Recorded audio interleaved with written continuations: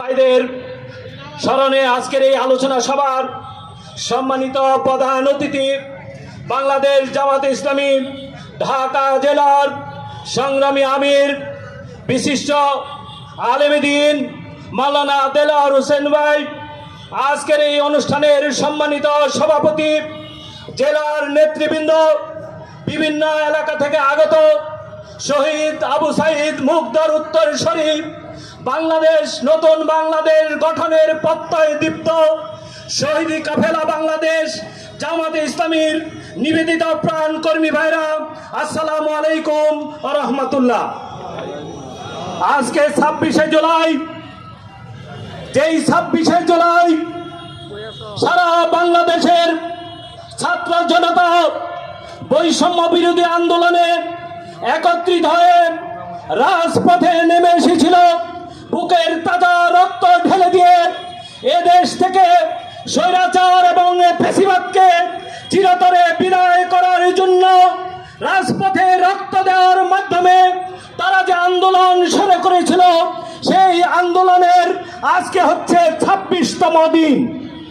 এই 26শে জুলাই 3 সমন্বয়ককে হাসপাতালের বেড থেকে আহত অবস্থায় তাদেরকে ডিবি কার্যালয়ে নেওয়া হয়েছিল।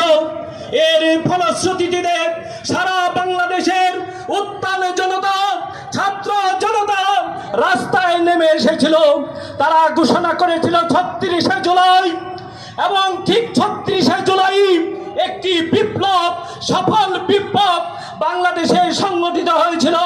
যেই বিপ্লবের মাধ্যমে 17 বছরের স্বৈরাচারী শাসক, ফ্যাসিস্ট শাসক, দুর্নীতিবাজ শাসক, লুটেরা, চাঁদাবাজ, দুর্নীতিবাজ এবং যত রকমের অপকর্ম আছে, ব্যাংক লুটেরা, ওই সমস্ত চাঁদাবাজদেরকে আমরা চিরতরে বিদায় করেছিলাম এই 36 জুলাইয়ের মাধ্যমে।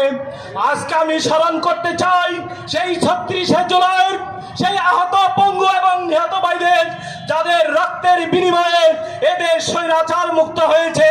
আমরা শহীদ মুগ্ধ আবু সাইদের কথা বলি নাই, ওই মুগ্ধ যে বলছিল পালি রাখবে পালি, এই কথা আমরা বলি নাই।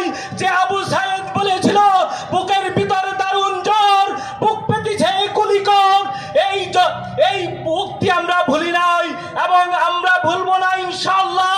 যতদিন পর্যন্ত এদেশ থেকে স্বৈরাচারের এবং প্রেতাত্মাদের আমরা বিদায় করতে না পারবো, ততদিন আমাদের লড়াই, ততদিন আমাদের সংগ্রাম, ততদিন আমাদের জিহাদ চলবে।